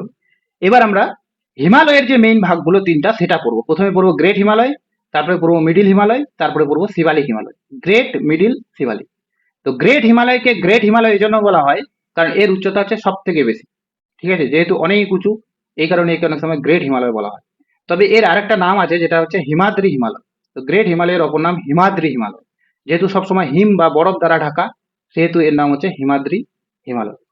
তো এটা হচ্ছে তেথিস হিমালয়ের সঙ্গে প্রথমবার ভূ আলোড়নের ফলে তৈরি হয়, এটা আমাদের মনে রাখতে হবে। এর গড় উচ্চতা হচ্ছে 6100 মিটার, এখানকার গড় উচ্চতা কিন্তু অনেক সময় পরীক্ষায় আসে। তো গ্রেট হিমালয়ের গড় উচ্চতা 6100 মিটার, ঠিক আছে? আর কোন কোন রাজ্যে অবস্থিত সেটা আসে না, আমরা তাও জানি যে জম্মু কাশ্মীর, লাদাখ, উত্তরাখণ্ড, সিকিম, অরুণাচল প্রদেশ এগুলো রাজ্যে কিন্তু রয়েছে। আসামেও রয়েছে, পশ্চিমবঙ্গ রয়েছে, পশ্চিমবঙ্গে নেই, ঠিক আছে? গ্রেট হিমালয় পশ্চিমবঙ্গে নেই, ব্যাস, এটাই হলো অংশ। এবার গ্রেট হিমালয় থেকে একটা কোশ্চেন আসে যে গ্রেট হিমালয়ের উল্লেখযোগ্য কয়েকটা পর্বতশৃঙ্গ কি কি, ঠিক আছে? এগুলো অনেক সময় পশ্চিম থেকে পূর্বে সাজাতে দেয়, আবার অনেক সময় এরকম দেয় যে হাইট অনুসারে সাজাতে দেয়। তো সব থেকে বড় যেটা পৃথিবীর সর্বোচ্চ শৃঙ্গ যেটা, যার নাম হচ্ছে মাউন্ট এভারেস্ট, সেটাই কিন্তু এই গ্রেট হিমালয়ের মধ্যে অবস্থিত, ঠিক আছে? যদি আমরা লোকেশন দেখি তাহলে লোকেশন কিন্তু এই জায়গায় অবস্থান করছে। এটা কিন্তু আমাদের দেশে নেই, এটা কিন্তু রয়েছে নেপালে, ঠিক আছে? নেপালে। আর এই মাউন্ট এভারেস্টের পূর্ব নাম কিন্তু পিক 15, অর্থাৎ আগে একে পিক 15 নামে মানে ডাকা হতো। আর নেপালে এখনো একে সাগর মাথা হিসাবে চিহ্নিত করা হয়, যে ওটা হচ্ছে সাগরের মাথা। আর তিব্বতে একে চমলুংমা বলা হয়। অর্থাৎ মাউন্ট এভারেস্টের দুটা অন্য নাম আছে, নেপালে সাগরমাথা আর তিব্বতে চমলুংমা। আবার এর একটা পূর্ব নামও আছে, পূর্ব নাম যেটা আগে বলা হতো সেটার নাম হচ্ছে পিক 15। দ্বিতীয় রয়েছে কাঞ্চনজঙ্ঘা। দেখো পৃথিবীর সর্বোচ্চ শৃঙ্গ হচ্ছে কিন্তু মাউন্ট এভারেস্ট, মাউন্ট এভারেস্ট, যেটার প্রায় উচ্চতা 8849 মিটার বা 50 মিটার মিটার এরকম আর কি, ঠিক আছে? আর তারপরে হচ্ছে দ্বিতীয় হচ্ছে কেটু। কেটুর উচ্চতা কিন্তু 8611 মিটার। আর তৃতীয় যেটা হচ্ছে সেটার নাম হচ্ছে কিন্তু কাঞ্চনজঙ্ঘা। এই যে কাঞ্চনজঙ্ঘা, কাঞ্চনজঙ্ঘার উচ্চতা কিন্তু হচ্ছে 8856 মিটার, সরি, 8586 মিটার, 8586 মিটার। এই তিনটা কিন্তু আমাদের মনে রাখতে হবে, 8586 মিটার। এখানে এটা লেখা নেই, পরের স্লাইডে লেখা আছে। তো কাঞ্চনজঙ্ঘা হচ্ছে ভারতে অবস্থিত হিমালয়ের সর্বোচ্চ শৃঙ্গ। আমি একটু আগেই বললাম যে ভারতের সর্বোচ্চ শৃঙ্গ বললে কেটু হবে, আর ভারতে অবস্থিত হিমালয়ের সর্বোচ্চ শৃঙ্গ বললে কিন্তু কাঞ্চনজঙ্ঘা হবে। কাঞ্চনজঙ্ঘার অবস্থানটা যদি আমরা দেখি তাহলে এটা কিন্তু মাউন্ট এভারেস্টের পূর্ব দিকে, অর্থাৎ ভারতের সিকিম রাজ্যে অবস্থান করছে। সিকিমের 4টা ডিস্ট্রিক্ট রয়েছে, তার মধ্যে ওয়েস্টার্ন সিকিম যে ডিস্ট্রিক্টটা, তার মধ্যে কিন্তু এটা রয়েছে, ঠিক আছে? ওয়েস্টার্ন ডিস্ট্রিক্টে কিন্তু রয়েছে কাঞ্চনজঙ্ঘা। এই কাঞ্চনজঙ্ঘা কিন্তু ভারতের অবস্থিত হিমালয়ের সর্বোচ্চ শৃঙ্গ, বা ভারতের দ্বিতীয় সর্বোচ্চ শৃঙ্গ, আবার গোটা পৃথিবীর তৃতীয় সর্বোচ্চ শৃঙ্গ। তারপরে রয়েছে মাকালু। মাকালু কোথায় অবস্থান করছে? তো মাকালু রয়েছে মাউন্ট এভারেস্টের পশ্চিম দিকে, অর্থাৎ মাউন্ট এভারেস্টটা মিডিলে রয়েছে। মাউন্ট এভারেস্টের একদিকে রয়েছে মাকালু, আর একদিকে রয়েছে আমাদের কাঞ্চনজঙ্ঘা। ঠিক আছে। তারপরে রয়েছে ধবলগিরি বা ধওলাগিরি। ধওলাগিরিটা কিন্তু রয়েছে এই সমস্ত জায়গায়। ঠিক আছে, ধওলাগিরি। ধওলাগিরি আর ধওলাধর দুইটা যাতে কনফিউশন না হয়, ধওলাগিরিটা কিন্তু নেপালে রয়েছে, আর ধওলাধর যেটা ওটা কিন্তু ভারতে রয়েছে। একটু পরে পড়বো ধওলাধর সম্পর্কে। তারপরে আছে নাঙ্গা পর্বত। তো নাঙ্গা পর্বতটা এই জায়গায় রয়েছে। এগুলো এলোমেলো ভাবে এই জন্য সাজানো রয়েছে, কারণ এটা কিন্তু হাইটের ভিত্তিতে সাজানো আছে। হাইটের ভিত্তিতে এটা সব থেকে উঁচু, তারপরে এটা, তারপরে এটা, তারপরে এটা। আর মাউন্ট এভারেস্টকে এখানে অ্যাড করা এই জন্য হয়নি, কারণ মাউন্ট এভারেস্ট কিন্তু গ্রেট হিমালয়ের পার্ট নয়, ওটা কিন্তু কারাকোরামের পার্ট। ঠিক আছে। তারপরে রয়েছে এই জায়গায় অন্নপূর্ণা। অন্নপূর্ণাও কিন্তু খুব ইম্পর্টেন্ট একটা পর্বত, যেটাও কিন্তু নেপালে রয়েছে। নন্দা দেবী রয়েছে। নন্দা দেবী কিন্তু হচ্ছে ভারতের উত্তরাখণ্ড যে রাজ্যটা আছে, সেই উত্তরাখণ্ডের সর্বোচ্চ শৃঙ্গ। তারপরে হচ্ছে কামেট। কামেটটা একটু আগেও আমরা পড়লাম, এই কামেট কিন্তু রয়েছে। তো এরকম কয়েকটা পর্বত শ্রেণী আমি পরপর দেখিয়েছি। ঠিক আছে। তো সেগুলো কিন্তু একটু মনে রাখলে ভালো হবে, আর ম্যাপ দেখে দেখে পড়লে তো আরো ভালো হবে। এবার আমি বললাম যে ভারতের পৃথিবীর সর্বোচ্চ তিনটা শৃঙ্গ, মাউন্ট এভারেস্ট, মাউন্ট এভারেস্ট, আর দ্বিতীয় হচ্ছে K2, আর তৃতীয় হচ্ছে কাঞ্চনজঙ্ঘা, MKK। MKK, এই MKK, আচ্ছা এটা মনে রাখার একটা ট্রিক্সও আছে, এটা আমি বললাম না। এটা মনে রাখার কি ট্রিক্স আছে, যে ভারত পৃথিবীর সর্বোচ্চ শৃঙ্গের নাম হচ্ছে মাউন্ট এভারেস্ট, অর্থাৎ M। তারপর হচ্ছে K, K for K2, K2। তারপর আরেকটা K মানে কাঞ্চনজঙ্ঘা। কাঞ্চনজঙ্ঘার পর কাঞ্চনজঙ্ঘার পর আবার একটা M, অর্থাৎ MKKM। যদি আমরা উচ্চতার ভিত্তিতে গোটা পৃথিবীর পর্বত শৃঙ্গগুলোকে সাজাই, তাহলে এরকম হবে: M for Mount Everest, for K2, for Kanchenjunga, আবার M ফর মাকালু। তো MKKM হলো। তারপরে হবে DNA। ডিএনএ, ডি থেকে ধওলাধর, এন থেকে নন্দা দেবী, আর এ থেকে হচ্ছে অন্নপূর্ণা। ঠিক আছে, ডিএনএ। আর লাস্টে হবে এনকেবি। এনকেবি, এনকেবি মানে হচ্ছে এন ফর নন্দা দেবী। ঠিক আছে, সরি, এখানে এই এনটা মানে হচ্ছে নাঙ্গা পর্বত, এই এনটা মানে হচ্ছে নন্দা দেবী, কে ফর কামেট, আর বি ফর বদ্রীনাথ। তো কেউ চাইলে এরকম করে মনে রাখতে পারে পরপর, তাহলে কিন্তু তার অনেক সুবিধা হবে। এবার এই যে তিনটা উচ্চতম শৃঙ্গ, এই তিনটা শৃঙ্গ কিন্তু এখানে আমরা একবার দেখে নিই। এখানে রয়েছে মাউন্ট এভারেস্ট, যার উচ্চতা এখানে 8,848 আছে, কিন্তু এটা অ্যাকচুয়ালি 8,850 বা 49 এরকম কিছু হয়। ঠিক আছে, 2 মিটার বাড়ছে উচ্চতা। দ্বিতীয় হচ্ছে K2। K2 রয়েছে কিন্তু কারাকোরামে, যার উচ্চতা কিন্তু 8,611। এটা যাতে হাইট গুলো একদম পুরো মুখস্থ থাকে, বিশেষ করে K2 আর কাঞ্চনজঙ্ঘা। আর কাঞ্চনজঙ্ঘার কিন্তু 8,586 মিটার, যেটাকে ভারতের সিকিম রাজ্যে অবস্থিত, অর্থাৎ মাউন্ট এভারেস্টের একদম পূর্ব দিকে কিন্তু এটা অবস্থান করছে। এতক্ষণ পর্যন্ত কারো কোনো অসুবিধা? মাথার উপর দিয়ে যাচ্ছে না তো?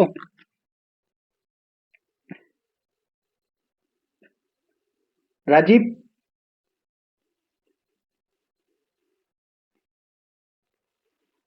হ্যাঁ, ঠিক আছে। রাজীব না, খালি যে কেউ, যদি কেউ বুঝতে না পারে তাহলে কিন্তু জিজ্ঞেস করো। হ্যাঁ, ঠিক আছে। এবার আসবো আমরা লেজার হিমালয়। তাহলে দেখো আরেকবার আমি রিমাইন্ড করা দিই। প্রথমে আমরা পড়েছিলাম কারাকোরাম রেঞ্জ, তারপরে পড়লাম লাদাখ রেঞ্জ, তারপরে পড়লাম জাস্কার রেঞ্জ, এবং এই তিনটাকে একত্রে ট্রান্স হিমালয় বলা হতো।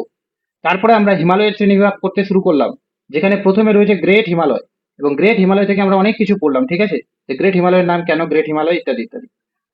এবার আছে লেজার হিমালয়। তো লেজার হিমালয় মানে কি? লেজার হিমালয় মানে হচ্ছে এই যে গ্রেট হিমালয়ের পরের যে অংশটা আছে, সেটাকে কিন্তু লেজার হিমালয় বলা হয়। এবং এর কিন্তু আরো অনেক নাম আছে, যেমন মধ্য হিমালয় আছে একটা, মধ্য হিমালয় একটা বলা হয় হিমাচল হিমালয়। হিমাচল হিমালয়ও কিন্তু একে বলা হচ্ছে। ঠিক আছে, মধ্য হিমালয় বা হিমাচল হিমালয়, বাংলায় মধ্য হিমালয়, আর আরেকটা নাম হচ্ছে হিমাচল হিমালয়। এবার দেখো একে কেন মধ্য হিমালয় বলা হয়, কারণ বললাম যে কি বলে যে হিমালয়ের তিনটা মেইন পার্ট, একটা হচ্ছে গ্রেট, একটা হচ্ছে মধ্য, একটা হচ্ছে শিবালিক। তো তিনটার মাঝখানে যেহেতু এই অবস্থান করছে, ওই জন্য অনেক সময় একে মধ্য হিমালয় বলেও ডাকা হয়। এর বিস্তার হচ্ছে, মানে যদি প্রশস্ত দেখি তাহলে 30 থেকে 80 কিলোমিটার, সব থেকে কম প্রশস্ত কিন্তু, ঠিক আছে। আর এর গড় উচ্চতা হচ্ছে 2000 থেকে 3300 মিটার, যেখানে কি বলে যে গ্রেট হিমালয়ের উচ্চতা ছিল 6100 মিটার গড় উচ্চতা, সেখানে এর গড় উচ্চতা হচ্ছে 2000 থেকে 3000 মিটার। তো এর গড় উচ্চতাটা কিন্তু অনেকটাই কম। এটা হচ্ছে দ্বিতীয়বার ভূ আলোড়নের ফলে তৈরি হয়। ওটা যেমন প্রথমবার ভূ আলোড়ন হয়েছিল তখন তৈরি হয়েছিল, এটা কিন্তু দ্বিতীয়বারের সময় হয়। আর এখানে হচ্ছে চুনাপাথর, বেলেপাথর, কোয়ার্জ, এই সমস্ত শিলাগুলো পাওয়া যায়। এটা মনে রাখলে রাখতে পারে কেউ। তবে এখানকার সব থেকে মেইন ইম্পর্টেন্ট হচ্ছে এটা, যে যদি আমরা গ্রেট হিমালয়টাকে দেখি, তো গ্রেট হিমালয়টা কিন্তু একটানা বিস্তৃত, কোথাও কিন্তু সেরকম কোনো গ্যাপ নেই, বড় গ্যাপ নেই, ছোট ছোট থাকতে পারে, কিন্তু বিশাল বড় গ্যাপ ওরকম কিন্তু নেই। কিন্তু আমরা যদি লেজার বা মধ্য হিমালয়টা দেখি, মধ্য হিমালয়টা কিন্তু এরকম স্থানে স্থানে গ্যাপ রয়েছে, এরকম ফাঁকা ফাঁকা রয়েছে। তো ব্যাপার হলো, কেন এই জায়গায় ফাঁকা তৈরি হয়েছে? কেউ বলতে পারবে কেন ফাঁকা আছে, এই এরকম গ্যাপ রয়েছে কেন মধ্য হিমালয়ে? কারণ এই গ্রেট হিমালয় থেকে কিন্তু অনেকগুলো নদী তৈরি হয়েছে, যে নদীগুলো কিন্তু এদিক দিয়ে প্রবাহিত হয়েছে, এবং প্রবাহিত হয়েছে এই এই হিমালয়টাকে কিন্তু ভেঙে দিয়ে চলে আসে, ঠিক আছে। আর গ্রেট হিমালয়ের আহ, তো নদীগুলো দেখে যেহেতু ওখান থেকেই তৈরি হয়েছিল, গ্রেট হিমালয়টা ক্ষয় হয়নি অতটা, ফলে গ্রেট হিমালয়টা কিন্তু একটানা বিস্তৃত। আর এই যে এই হিমালয়টা কিন্তু একটানা বিস্তৃত নয়। এবার এই একটানা বিস্তৃত না হওয়ার কারণে এই যে অংশগুলো, অর্থাৎ মিডিল হিমালয়ের যে অংশগুলো, সেগুলো কিন্তু বিভিন্ন স্থানে বিভিন্ন নামে পরিচিত, যেটা কিন্তু খুব পরীক্ষা আসে পশ্চিম থেকে পূর্বে সাজা। তো সবার প্রথমে রয়েছে পীর পাঞ্জাল। তো পীর পাঞ্জালের পর রয়েছে ধওলাধর, ধওলাধরের পর রয়েছে নাকটিব্বা, তারপর রয়েছে মুসৌরি, মুসৌরির পর কুমায়ুন কোনো কোনো জায়গায় থাকে না, যাই হোক কুমায়ুনটা যেহেতু ম্যাপে আছে তো কুমায়ুন। কুমায়ুনের পর নেপালে এই অংশটার নাম হচ্ছে মহাভারত লেক, মহাভারত লেক, এটা পরীক্ষা আসে যে মধ্য হিমালয় নেপালে কি নামে পরিচিত, তো মধ্য হিমালয় নেপালে মহাভারত লেক নামে পরিচিত। তো এই যে পীর পাঞ্জাল, ধওলাধর, নাকটিব্বা, মুসৌরি, কুমায়ুন, কুমায়ুনটা কোনোদিন শুনিনি, এখানেই দেখলাম প্রথম, ঠিক আছে। কুমায়ুন আর হচ্ছে মহাভারত লেক, এই যে পরপর যেগুলো আছে, এগুলো কিন্তু পশ্চিম থেকে পূর্বে কিন্তু সাজাতে দেয় পরীক্ষার সময়। আর অনেক সময় এরকম কনফিউশন হয়ে যায় যে পীর পাঞ্জাল মানে কি। তো পীর পাঞ্জাল মানে হচ্ছে অ্যাকচুয়ালি মধ্য হিমালয়, কিন্তু ওটা হচ্ছে অ্যাকচুয়ালি জম্মু কাশ্মীরে যেখানে আছে সেই জায়গায় কিন্তু এটার নাম পীর পাঞ্জাল। আবার জম্মু কাশ্মীর থেকে সামান্য পূর্ব দিকে গেলে হিমাচল প্রদেশের ওই জায়গাটায়, তখন কিন্তু সেটার নাম হয় ধলাধর। ধলাধরে আর একটু পূর্ব দিকে গেলে তখন সেটার নাম নাকটিব্বা, এরকম। মুসৌরির পর হচ্ছে কুমায়ুন, আর হচ্ছে নেপালে মহাভারত লেক, এরকম কিন্তু বিভিন্ন স্থানে বিভিন্ন নামে পরিচিত। ঠিক আছে, এখানে কতগুলো গিরিপথ রয়েছে, গিরিপথগুলো এখানে আমরা পড়বো না, কারণ গিরিপথের একটা ক্লাসই নিবো আমি আলাদা করে, তখন আমি পড়াবো। উপত্যকাগুলো কিন্তু এখানে দুন নামে পরিচিত, কোথাও কোথাও আবার মারি নামে পরিচিত, মারি নামটা অ্যাকচুয়ালি নেপালে পরিচিত। তো উপত্যকাগুলোকে দুন এই জায়গায় বলা হচ্ছে। আবার হচ্ছে মারিতে কিন্তু মারি বলা হচ্ছে কিন্তু নেপালে, যেমন কাশ্মীর আছে, কুল্লু আছে, কাংড়া আছে। তো কাশ্মীর, কুল্লু, কাংড়া, এখান থেকে কিন্তু পরীক্ষায় একটা কোশ্চিন আসে। কি কোশ্চিন আসে? যে কোন দুটা পর্বত শ্রেণীর মাঝেই কাশ্মীর উপত্যকা অবস্থিত? তো কাশ্মীর উপত্যকা যদি আমরা দেখি, তো নিচে রয়েছে পীর পাঞ্জাল। পীর পাঞ্জাল মানে পীর পাঞ্জালটা অনেক সময় চেঞ্জ করে দিয়ে দিতে পারে মধ্য হিমালয়। তো মধ্য হিমালয় আর পীর পাঞ্জাল একই জিনিস, ঠিক আছে। মধ্য হিমালয় গোটাটাকেই বলা হচ্ছে, আর পীর পাঞ্জাল হচ্ছে ওই অংশের নামটা হচ্ছে পীর পাঞ্জাল, এরকম। তো নিচে আছে পীর পাঞ্জাল আর উপরে রয়েছে গ্রেট হিমালয়, এর মিডিলে কিন্তু কাশ্মীরটা অবস্থান করছে। আর এদিকে ধওলাধর আর হচ্ছে গ্রেট হিমালয়ের মাঝে কিন্তু কুল্লু অবস্থান করছে। আর কাংড়াটা এই সমস্ত জায়গা আছে, ঠিক আছে।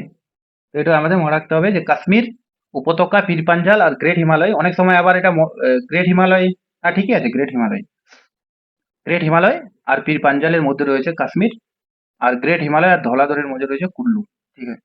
এই যে আমি কি বললাম যে কুল্লু ভ্যালি এটা, আর কুল্লুর পাশে হচ্ছে কাংড়া।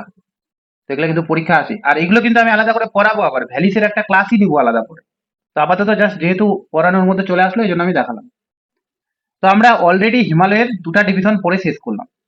কি কি? একটা হচ্ছে গ্রেট হিমালয়, একটা হচ্ছে লেজার হিমালয়, আর এবার আমরা যেটা পড়বো সেটার নাম হচ্ছে কি শিবালিক হিমালয়। তো শিবালিক হিমালয় কি? হিমালয়ের একবারে দক্ষিণের অংশ, এবং এটা কিন্তু বয়সে সবচেয়ে নবীন, অর্থাৎ এটা একদম কিছুদিন আগেই তৈরি হলো এরকম বলা যায়, ঠিক আছে। বাকিগুলোর তুলনায় এটা খুব মানে সবচেয়ে নবীন, ওই জন্য কিন্তু এটা সহজে ক্ষয় হয়ে যায়, অতটা শক্ত হয়নি এখনো।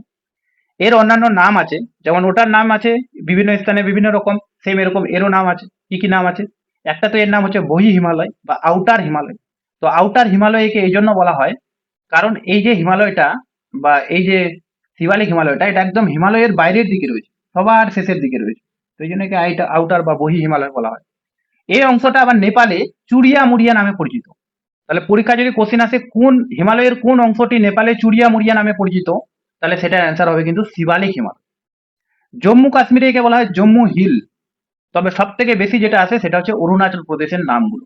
অরুণাচল প্রদেশেও কিন্তু এ বিভিন্ন স্থানে বিভিন্ন নামে পরিচিত, কারণ এটাও কিন্তু স্থানে স্থানে বিচ্ছিন্ন, এর মধ্য দিয়েও কিন্তু নদী গেছে এরকম। ধ্যাং আর দুধুয়া হচ্ছে উত্তরাখণ্ডে পরিচিত। তাহলে দেখো, চুরিয়া মুড়িয়া নেপালে, জম্মু হিল জম্মুতে, আর ধ্যাং আর দুধুয়া এই দুটা কিন্তু বলা হচ্ছে উত্তরাখণ্ডে। উত্তরাখণ্ডে কিন্তু ধ্যাং আর দুধুয়া বলা হচ্ছে। তো বাকি থাকলো কি অরুণাচল প্রদেশের ভাগটা। এই অরুণাচল প্রদেশের এটা কিন্তু আমি এখানে ম্যাপের মাধ্যমে দেখিয়েছি। তো প্রথমে হচ্ছে ডাফলা, তারপর হচ্ছে মিরি, মিরির পর হচ্ছে আবর, আবরের পর হচ্ছে মিসমি। ডাফলা আবর, সরি ডাফলা মিরি আবর মিসমি, ডাফলা মিরি আবর মিসমি। এই যে পরপর চারটা আছে, এটা কিন্তু পশ্চিম থেকে পূর্বে সাজাতে দেয়, পশ্চিম থেকে পূর্বে সাজাতে দেয়। যেমন ওগুলো দেয় পীর পাঞ্জাল, ধলাধর, নাকটিব্বা, মুসৌরি, ওগুলোও সাজাতে দেয়, আবার এগুলো কিন্তু সাজাতে দেয়। আর এর যে আগের অংশগুলো আমি বললাম পীর পাঞ্জাল, ধলাধর, মুসৌরি, ওগুলো কিন্তু ছিল মধ্য হিমালয়ের অংশ, মধ্য হিমালয়ের। আর এখন যেগুলো বললাম ডাফলা মিরি আবর মিসমি, এগুলো কিন্তু হচ্ছে শিবালিক হিমালয়ের অংশ। এটা যাতে কেউ গোলমাল না করে, এটা হচ্ছে শিবালিক হিমালয়। এগুলো অবস্থান করছে সবগুলো অরুণাচল প্রদেশে। ঠিক আছে, এটা হচ্ছে তৃতীয়বার ভূয়ালোড়নের ফলে তৈরি হয়। এর বিস্তৃতি হচ্ছে 10 থেকে 50 কিমি, বিস্তৃতি মানে চওড়াটার কথা বলেছে। আর গড় উচ্চতা মাত্র 600 মিটার। বিস্তৃতিটা অত মনে রাখে লাভ নাই, গড় উচ্চতাটা মনে রাখলে যেতে পারে। যেমন গ্রেট হিমালয়ের গড় উচ্চতা পড়েছিলাম আমরা 6 হিমালয় বা লেজার হিমালয়ের গড় উচ্চতা পড়লাম 2000 থেকে 3000 মিটার। আর ঠিক এরকম শিবালিক হিমালয়ের গড় উচ্চতা পড়লাম কিন্তু 600 মিটার। ঠিক আছে, এবার আমাদের হুম,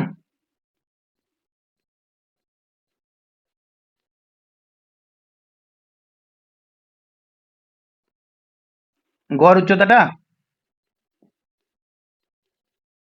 এটার গড় উচ্চতা 2000 থেকে 3000 দেওয়া আছে, ঠিক আছে দেখবো আমি। আমি যে বইটা থেকে নিয়েছি ওটা হচ্ছে অলোক পালের বইটা থেকে আমি ইন্ডিয়ান জিওগ্রাফিটা পড়ি, ঠিক আছে। অলোক পাল, এই বইটা আমার খুব ভালো লাগে, আমার নোটগুলো বেশিরভাগ ওখান থেকেই করা। ওই বইটাতে এটাই আছে, তাও আমি একবার চেক করে নেব। আমারও মনে হয়েছে যে ওটা একটু বেশি হতে পারে। তো গেল। এবার তাহলে আমরা পড়লাম হিমালয়ের তিনটা অংশ, কি কি মেইন জিনিস মনে রাখতে হবে সেগুলো এখানে আলোচনা করা আছে। তো গ্রেট হিমালয় অপর নাম হচ্ছে হিমাদ্রি, মিডিল হিমালয়ের অপর নাম লেজার বা হিমাচল, আর শিবালিক হিমালয়ের অপর নাম হচ্ছে আউটার হিমালয়। এভারেজ হাইট হচ্ছে 6100 মিটার, তো এটা আমি একবার চেক করে নিব তাও। আর এটা হচ্ছে 600 মিটার। রিজিওনাল নেম মানে বিভিন্ন অঞ্চলে বিভিন্ন নামে পরিচিত, যেমন পীর পাঞ্জাল, ধৌলাধর, নাকটিপা, মুসৌরি, মহাভারত লেক ইত্যাদি। ঠিক আছে, আবার এও আছে বহি হিমালয়, চুরিয়া মুড়িয়া নেপালে, মিরি ডাফলা আবর মিসমি, এরকম আছে।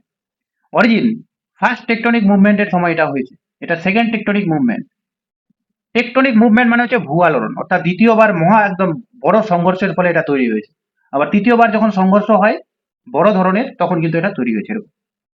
এর স্পেশাল ফিচার যদি দেখি, তো গ্রেট হিমালয়ের স্পেশাল ফিচার্স কি? স্নো কভার, সারা বছর বরফে ঢাকা থাকে, অনেক উঁচু। লফটি পিক, অর্থাৎ উঁচু উঁচু পর্বত শৃঙ্গগুলো দেখা যায়। ঠিক আছে, আর মিডিল হিমালয়ের মধ্যে দুন দেখা যায়, দুন মানে উপত্যকা এরকম, যেমন কাশ্মীর উপত্যকা, কুল্লু উপত্যকা, কাংড়া উপত্যকা এরকম। তারপর হচ্ছে শিবালিকটা হচ্ছে নিউলি ফর্ম, অর্থাৎ নতুন করে তৈরি হলো বা নবীন বয়সে। যতগুলো আছে সব থেকে এটা নবীন। আর সব থেকে প্রাচীন হচ্ছে ট্রান্স হিমালয়, যেহেতু ওটা হিমালয়ের আগে তৈরি হয়েছে, তার মানে নিশ্চয়ই ওটা সব থেকে প্রাচীন হবে। তো এটা ছিল হিমালয়ের প্রস্থ বরাবর ভাগ। এবার যখন প্রস্থ বরাবর ভাগগুলো পড়ি, তখন কিন্তু আমাদের আরেকটা জিনিস পড়তে হয়, যেটা পরীক্ষায় খুব দেয় এখন রিসেন্ট, ঠিক আছে, সেটা হচ্ছে থ্রাস্ট জোন ইন হিমালয়। তো দেখো, যখন দুটা প্লেট এরকম করে মুখোমুখি হয়, তখন কিন্তু তাদের মধ্যে এরকম করে একটা ভাঙন ধরে, যেটাকে কিন্তু বলা হয় চ্যুতি। এটা সবাই জানে হয়তো। ঠিক ওরকম হিমালয় পর্বতেও কিন্তু পরস্পর দুটা প্লেটের মুখোমুখি সংঘর্ষের ফলে কতগুলো চ্যুতির তৈরি হয়েছে। ঠিক আছে, যেটাকে বলা হয় চ্যুতি অঞ্চল, যেহেতু অনেকটা অঞ্চল জুড়ে অবস্থান করছে। তো সেই চ্যুতি অঞ্চল কিন্তু টোটাল রয়েছে চারটা। একটাকে বলা হয় ইন্ডিয়ান সুচার লাইন, একটাকে হচ্ছে main boundary thrust, main central thrust, একটা হচ্ছে হিমালয়ান ফ্রন্ট ফল্ট। তো এটার অবস্থান কি, এটা যদি আমরা ম্যাপে দেখি তাহলে বেশি ভালো বোঝা যায়। তো ম্যাপে যদি দেখি, উপরে রয়েছে ট্রান্স হিমালয়, উপরে রয়েছে ট্রান্স হিমালয় অর্থাৎ জাসকার রেঞ্জ দক্ষিণে। আর হচ্ছে নিচে রয়েছে এরকম করে গ্রেট হিমালয়। তো এই ট্রান্স হিমালয় আর গ্রেট হিমালয়ের মাঝে যে চ্যুতি অঞ্চলটা রয়েছে তার নাম হচ্ছে আইএসটি বা ইন্ডিয়ান সুচার থ্রাস্ট। ঠিক আছে, বা ইন্ডিয়ান সুচার লাইন, লাইন আর কি। এমবিটি হচ্ছে কি, এমবিটি হচ্ছে গ্রেট হিমালয়, আর নিচে রয়েছে যে মিডিল হিমালয়, তার মাঝে রয়েছে কিন্তু এমবিটি অর্থাৎ মেইন বাউন্ডারি থ্রাস্ট। তারপরে কিন্তু রয়েছে এমসিটি। এমসিটি রয়েছে great Himalaya, sorry middle Himalaya আর শিবালিক হিমালয়ের মাঝের অংশে। আর একটা লাস্টে আছে হিমালয়ান ফ্রন্ট ফল্ট।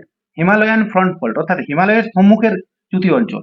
এটা কিন্তু রয়েছে এই যে আমাদের শিবালিক হিমালয়, আর তার নিচে রয়েছে যে দক্ষিণের উত্তরের সমভূমি, উত্তরের যে সমভূমি রয়েছে এর মিডিলে কিন্তু এটা রয়েছে। ঠিক আছে, তো এগুলো অনেক সময় উত্তর থেকে দক্ষিণে সাজাতে দেয়, কিন্তু সব থেকে বেশি কোশ্চিন আসে যে এদিকে পরপর দিয়ে দিল এটা আইএসটি এমবিটি এমসিটি এরকম করে একটা কলামে, আর একটা কলামে এদিকে দিয়ে দিল এরকম উঠে যে ট্রান্স হিমালয় ও গ্রেট হিমালয়ের মাঝে এরকম করে, অর্থাৎ বাম পক্ষ আর ডান পক্ষ হিসাবে কিন্তু এটা পরীক্ষায় দেয়।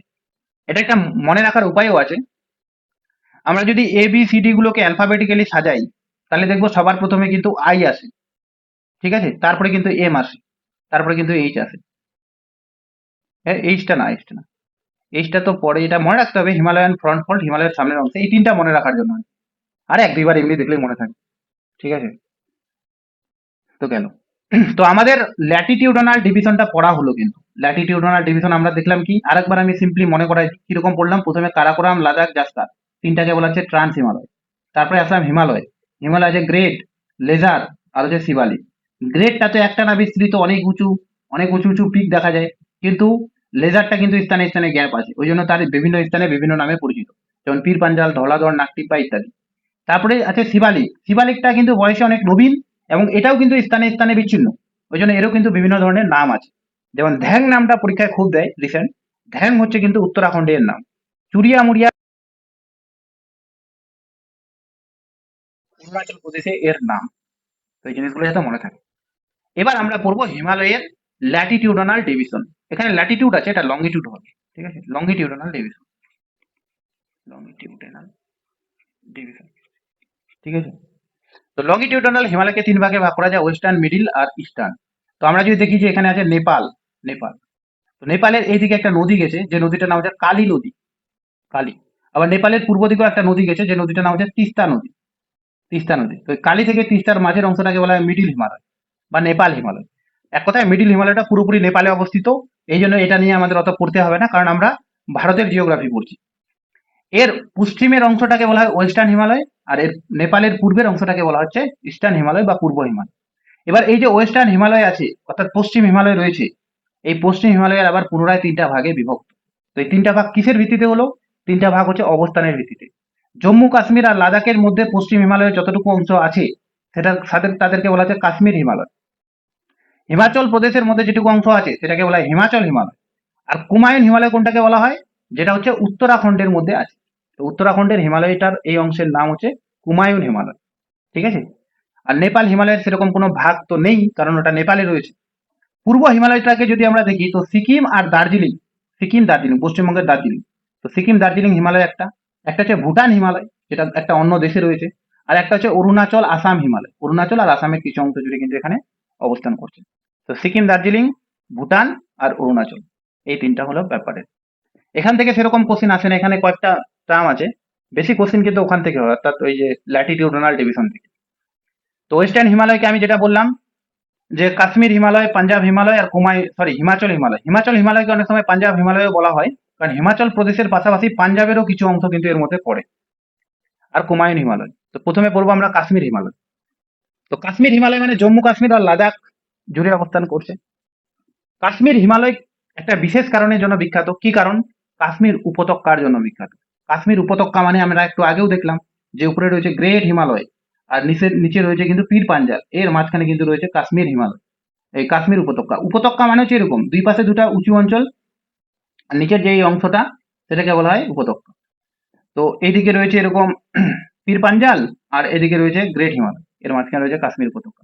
এই কাশ্মীর উপত্যকায় একটা কারওয়া নামে মৃত্তিকা পাওয়া যায়, মাটি পাওয়া যায়, যেটা কিন্তু জাফরান বা কেশর, কেশর চাষের জন্য খুব বিখ্যাত। তো এটা মনে রাখতে হবে যে কারওয়া মৃত্তিকা কোথায় পাওয়া যায়? কাশ্মীর উপত্যকায়। আর কারওয়া মৃত্তিকা কিসের জন্য বিখ্যাত? তাহলে জাফরান বা কেশর চাষের জন্য বিখ্যাত, যেটাকে ইংরেজিতে সেফরন বলা হয়। এখানে রয়েছে কতগুলো গিরিপথ, পীর পাঞ্জাল, বানিহাল। গিরিপথ গুলো এখন আমি পড়াচ্ছি না ডিটেলসে, গিরিপথ গুলো এভাবে কোশ্চেনও আসে না, গিরিপথ গুলো অন্যরকম ভাবে কোশ্চেনে আসে, সেটা আমি একটা আলাদা ক্লাসে পড়াবো। এই জায়গার মধ্যে রয়েছে ডাল, উলার, সো, মোরারি, প্যাংগং, এই সমস্ত হ্রদগুলো রয়েছে। হ্রদেরও একটা আলাদা ক্লাস নিব। তো এখানকার কাশ্মীর হিমালয়ের মেইন যেটা মনে রাখতে হবে সেটা হচ্ছে কাশ্মীর হিমালয়ের মধ্যে রয়েছে কাশ্মীর উপত্যকা, যেটা হচ্ছে উত্তরে গ্রেট হিমালয় আর দক্ষিণে পীর পাঞ্জাল এর মাঝে অবস্থান করছে। এখানে একটা বিশেষ ধরনের মৃত্তিকা পাওয়া যায় যার নাম হচ্ছে কিন্তু কারোয়া মৃত্তিকা, ঠিক আছে? আর এই মৃত্তিকায় কিন্তু জাফরান চাষ ভালো হয়। ব্যাস গেল। এই যে এটা হচ্ছে স্যাফরন বা জাফরান বা কেশর, যে যেটা বলে, ঠিক আছে? এটা কিন্তু একটা কাশ্মীর ইয়ের ইয়ে মানে চিত্র আর কি, ছবি আর কি, কাশ্মীর উপত্যকার। তো তারপরে আছে হিমাচল বা পাঞ্জাব হিমালয়। তো সিন্ধু নদী থেকে শতদ্রু নদী পর্যন্ত, ঠিক আছে? এক কথায় হিমাচল প্রদেশ জুড়ে এটা অবস্থান করছে। তবে হিমাচলের পাশাপাশি পাঞ্জাবেরও সামান্য অংশ রয়েছে, ওই জন্য অনেক অনেক সময়কে পাঞ্জাব হিমালয় বলা হয়। এখানকার সেরকম কোনো ইম্পর্টেন্ট কিছুই নেই, এখান থেকে সেরকম কোশ্চেন আসে না। জাস্ট ফর মনে রাখতে হবে যে কাশ্মীর হিমালয়ের পাশাপাশি হিমাচল হিমালয়ও পশ্চিম হিমালয়ের একটা অংশ।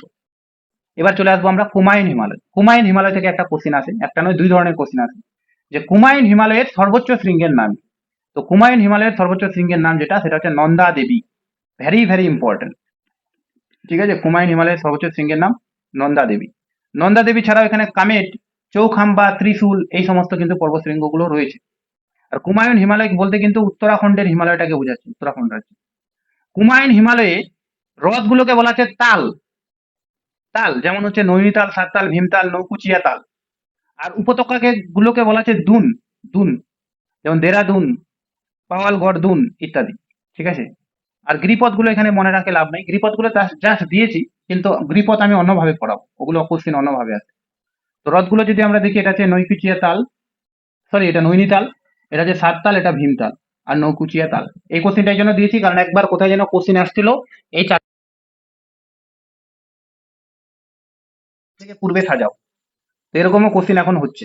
তো এই জন্য কিন্তু ম্যাপ দেখে দেখে পড়াটা সব থেকে ভালো। এই নৌকুচিয়া তালটা বিশেষ কারণের জন্য বিখ্যাত, কারণ এখানে মানুষের কঙ্কাল পাওয়া যেত। কঙ্কাল, মরা মানুষের কঙ্কাল পাওয়া যেত, ওই জন্য এটাকে নিষিদ্ধ করে দিয়েছি। যখন আমি হ্রদগুলো পড়াবো তখন এটা সম্পর্কে ডিটেলসে বলবো। এবার চলে আসবো আমরা মিডিল হিমালয়। তাহলে আমরা এই যে হিমালয়ের দৈর্ঘ্য বরাবর যে ডিভিশন করছি, তার মধ্যে পশ্চিম হিমালয়টা কিন্তু আমাদের পড়া হয়ে গেল, পশ্চিম হিমালয়, যার মধ্যে তিনটা পার্ট রয়েছে। এবার আমরা আসবো মিডিল হিমালয়। মিডিল হিমালয় থেকে আমাদের সেরকম কিছু পড়তে হবে না, শুধু মনে রাখতে হবে এটা কালী নদী থেকে তিস্তা নদী পর্যন্ত বিস্তৃত, এবং এটা গোটা নেপাল দেশ জুড়ে বিস্তৃত, এবং এখানে রয়েছে পৃথিবীর সর্বোচ্চ শৃঙ্গ মাউন্ট এভারেস্ট। মাউন্ট এভারেস্ট, ব্যাস এটুকু জানলে যথেষ্ট। চলে আসবো আমরা ইস্টার্ন হিমালয় বা পূর্ব হিমালয়। তো পূর্ব হিমালয় কি রয়েছে? পূর্ব হিমালয় মানে নেপালের পূর্ব প্রান্তে অবস্থিত এবং নামচা বারোয়া পর্যন্ত বিস্তৃত। এই যে এখানে একটা পর্বতশ্রেণী রয়েছে, শৃঙ্গ রয়েছে, নামচা বারোয়া, এই নামচা বারোয়া পর্যন্ত কিন্তু বিস্তৃত। এরও তিনটা ভাগ আছে, সিকিম, দার্জিলিং, ভুটান আর আসাম, অরুণাচল, হিমালয়। তো সিকিম দার্জিলিং বলতে কি, তো সিকিমের এখানে সিকিম দার্জিলিং থেকে যে কোশ্চেন গুলো আছে, যে সিকিমে রয়েছে ভারতের সর্বোচ্চ শৃঙ্গ, এই ভারতের একটা শৃঙ্গ কাঞ্চনজঙ্ঘা, যেটা কিন্তু ভারতের সেকেন্ড হাইয়েস্ট। এবং যদি বলা হয় যে ভারতে অবস্থিত হিমালয়ের সর্বোচ্চ শৃঙ্গ, তাহলে কিন্তু এটাই হবে। আবার দার্জিলিং এর সর্বোচ্চ শৃঙ্গ সান্দাকফু, যার উচ্চতা হচ্ছে 3636 মিটার। ভেরি ভেরি ইম্পর্টেন্ট এর উচ্চতাটা, ঠিক আছে? এখানে লেখা নাই যদিও, তো আমি বলে দিলাম 3636 মিটার কিন্তু এর উচ্চতা, যেটা কিন্তু পশ্চিমবঙ্গের সর্বোচ্চ শৃঙ্গ। গিরিপথ রয়েছে নাথুলা, জেলেপলা। এই যে সিকিমের মধ্যে দুটা গিরিপথ রয়েছে, একটা হচ্ছে নাথুলা, একটা হচ্ছে জেলেপলা, ঠিক আছে? এই নাথুলায় আমি 5 বার গেছি। নাথুলায় যাইনি, ছাঙ্গু লেকে 5 বার গেছি, নাথুলায় তো একবারই গেছি। তারপরে এখানে রয়েছে গুরুদংমার লেক, এটা কিন্তু সব সিকিমে রয়েছে। গুরুদংমার লেককে কিন্তু ভারতের উচ্চতম হ্রদ বলা হয়। ভারতে যতগুলো হ্রদ রয়েছে এটা কিন্তু সব থেকে বেশি উঁচুতে রয়েছে এই লেকটা। এছাড়া রয়েছে ছাঙ্গু লেক, যেখানে 5 বার গেছি আমি, এটা আসবে না পরীক্ষায়। এবার আছে ভুটান হিমালয়। তো ভুটান হিমালয় থেকে জাস্ট একটাই কোশ্চেন পরীক্ষা আসে, সেটা হচ্ছে ভুটান হিমালয়ের সর্বোচ্চ শৃঙ্গের নাম কি? তার নাম হচ্ছে গাংখর পেনসাম। গাংখর পেনসাম, উচ্চতাটা মনে রাখতে হবে না। নেক্সট আছে আসাম অরুণাচল হিমালয়। তো আসাম অরুণাচল হিমালয় মানে অরুণাচল প্রদেশের কিছু অংশ আর আসামের কিছু অংশ নিয়ে গঠিত। এখানকার সর্বোচ্চ শৃঙ্গ তো নামচা বারোয়া হবে। তো এই যে তিনটা ডিভিশন পড়লাম, ওয়েস্টার্ন, মিডিল এন্ড ইস্টার্ন, এখান থেকে আমাদের কি মেইনলি মনে রাখতে হবে? এক, মনে রাখতে হবে লোকেশন। তো নাঙ্গা পর্বত থেকে কালী নদী পর্যন্ত, নাঙ্গা পর্বত থেকে কালী নদী এর মিডিলের অংশটাকে বলা হয় পশ্চিম হিমালয়, এক কথায় নেপালের পশ্চিমের দিকটা। কালী টু তিস্তা, তিস্তা এটাকে বলা হয় মিডিল হিমালয়। আর ইস্টার্ন পার্ট অফ তিস্তা, অর্থাৎ তিস্তা নদী থেকে এদিকে নামচা বারোয়া পর্যন্ত এই অংশটাকে বলা হয় ইস্টার্ন হিমালয়। স্টেট যদি দেখি তাহলে এর মধ্যে জম্মু কাশ্মীর, হিমাচল প্রদেশ, পাঞ্জাব আর উত্তরাখণ্ড অবস্থান করছে, যেটা টোটাল তিনটা ডিভিশনে ভাগ। একটা হচ্ছে জম্মু হিমালয় মানে কাশ্মীর হিমালয়, একটা হচ্ছে হিমাচল হিমালয়, আর একটা হচ্ছে কুমায়ুন হিমালয়। এটা হচ্ছে নেপাল দেশ জুড়ে অবস্থান করছে। আর এখানে রয়েছে সিকিম, ওয়েস্ট বেঙ্গল, ভুটান, আসাম, অরুণাচল প্রদেশ, এতগুলো রাজ্য জুড়ে কিন্তু এটা অবস্থান করছে। কি পয়েন্ট যদি দেখি, যে ওয়েস্টার্ন হিমালয় থেকে সব থেকে বেশি কোশ্চেন আসে কাশ্মীর হিমালয়, কাশ্মীর ভ্যালি সম্পর্কে। কাশ্মীর ভ্যালিটা কোন দুটা রেঞ্জের মধ্যে রয়েছে। দুন সম্পর্কে পরীক্ষা আছে, যে দুন আর তাল কোথায় বলা হয়, হুমায়ুন হিমালয়ের অংশগুলোকে বলা হয়। আর মিডিল হিমালয়ে কিন্তু রয়েছে মাউন্ট এভারেস্ট অর্থাৎ নেপালে। মিডিল হিমালয় কিন্তু দৈর্ঘ্য বরাবরও ভাগ করা হচ্ছে হিমালয়কে, আবার প্রস্থ বরাবরও ভাগ করা হচ্ছে, এটা কিন্তু মনে রাখতে হবে। আর ইস্টার্ন হিমালয় থেকে লেকস, পাসেস আর পিক সম্পর্কে পরীক্ষা আছে। পিক মানে হচ্ছে কাঞ্চনজঙ্ঘা বা সান্দাকফু, এই দুটো থেকে পরীক্ষা আসতে পারে। লেকস মানে হচ্ছে এই যে গুরুদংমাল লেক, ছাঙ্গু লেক, এগুলো কোথায় রয়েছে এটা। আর পাসেস হচ্ছে নাথুলা আর জেলেপলা, এই দুটা থেকে পরীক্ষা কিন্তু কোশ্চেন আসে। যদিও পাসগুলো আমি আলাদা করে পড়াবো, অনেকবার বললাম আরেকবার বলে দিলাম।